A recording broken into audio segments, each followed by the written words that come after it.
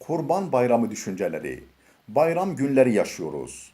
Bu günlerin anlam ve önemini kelimelerle anlatmak mümkün değil. Bu günler bağışlanma ve bağışlama günleridir. Helal dairede yeme, içme günleridir. Sevinme ve sevindirme günleridir. Dayanışma ve yardımlaşma günleridir.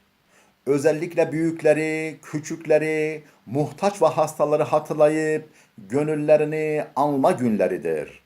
Hepsi kadar önemli ve hepsine anlam ve kuvvet kazandıran Allah'ı bolca anma ve zikir günleridir. Bu günlerde yer küresi bir baş, Mekke bir ağız, Arafat dağı bir dil, Kabe ise bir kalp kesilir. Allah'ın emrine uyarak hac yapmak üzere mübarek topraklara akın etmiş milyonlarca müminin seslendirdiği Allahu Ekber, Allah en büyüktür sadaları gökleri çınlatır. Allah'ın azamet ve büyüklüğünü tüm kainata karşı haykırır. Bu seda aynı zamanda yeryüzünün her tarafındaki sayısız müminlerin ağızlarında da yankısını bulur. Atmosferdeki her zerrenin küçücük kulağından girip diğer zerrelere aktarılmak üzere minicik dilinden dökülür. Belki de kainatta ancak birer zerre kadar yer işgal edebilen sayısız yıldız ve gezegenler de bu zikre iştirak eder. Böylece zerrelerle kürelerin, insan ve meleklerin zikir nidaları birbirine karışır. Bir zikir ve tekbir musikisiyle kainat çınlar durur.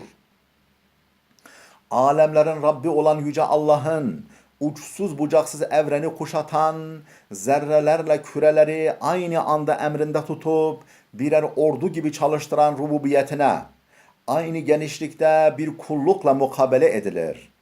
Küçücük dünyamızın kainat içindeki manevi merkeziliğinden doğan önemini ve insanoğlunun alemdeki konum ve sorumluluğunu ispat eder. Esasında bu ses Hazreti Muhammed ve ashabının asırdan asra dalgalanarak günümüzdeki bir yankısından ibarettir. Allah Kur'an'da bu günlere yemin ediyor. Böylelikle ehemmiyetini bildiriyor. Hazreti Peygamber bu günlerde gerek kendisinin gerekse önceki bütün peygamberlerin dillendirdikleri en büyük zikrin şu olduğunu bildiriyor. Allahu Ekber, Allahu Ekber, La ilahe illallah, Vallahu Ekber, Allahu Ekber ve lillahil hamd. Bunlar teşrik tekbirleridir. Arefe gününün sabah namazından itibaren bayramın 4. günü ikindi namazına kadar her farz namazın selamından sonra her Müslüman tarafından söylenir.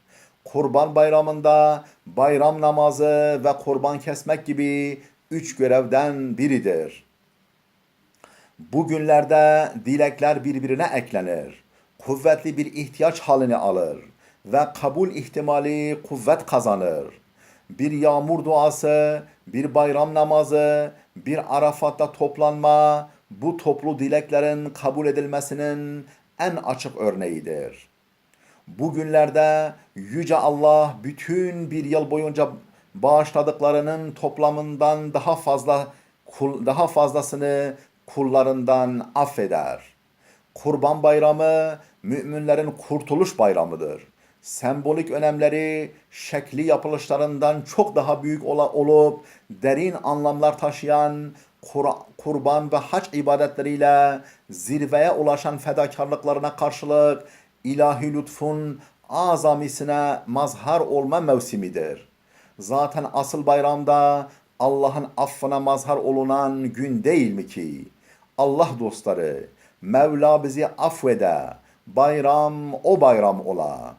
Cürmü hatalar gide, bayram o bayram olur dememişler mi? Bugünlerde müminler de Yüce Allah'ın bu ahlakından daha çok behrelenir. Af ve bağışlayıcılıkları daha bir coşar. Birbirlerinin suç ve kusurlarını daha fazla affederler. Şair bayramın bu anlamını dillendirirken bunun gereğince sergilenmediğinden yakınır. Bayram af günüdür, barış günüdür. Bayramlar rahmete giriş günüdür. Bayram hak menzile varış günüdür. Gönlümü verdim bayramlar hani. Abdurrahim Karakoç. Müminler bu günlerde gerek büyük bir mabede dönüşen Mekke'de, gerekse ülkelerindeki camilerde sergiledikleri eşitlik, kardeşlik, disiplin, düzen ve samimiyeti yeryüzüne dağıldıklarında da sürdürebilseler, bayramları çok daha anlamlı ve kalıcı olur. Yahya Kemal'in bir bayram sabahı solukladığı o manevi hava herkesçe bütün sıcaklığıyla hissedilir. Tüm müminlerin büyük vatanı olan İslam aleminin birliği o zaman sağlanır. Ulu mabette karıştım vatanın birliğine. Çok şükür gördüm bu saatlerde yine. Yaşayanlarla birlikte bulunan ervahı, doludur gönlüm ışıklarla bu bayram sabahı. Hepinizin bayramı mübarek olsun.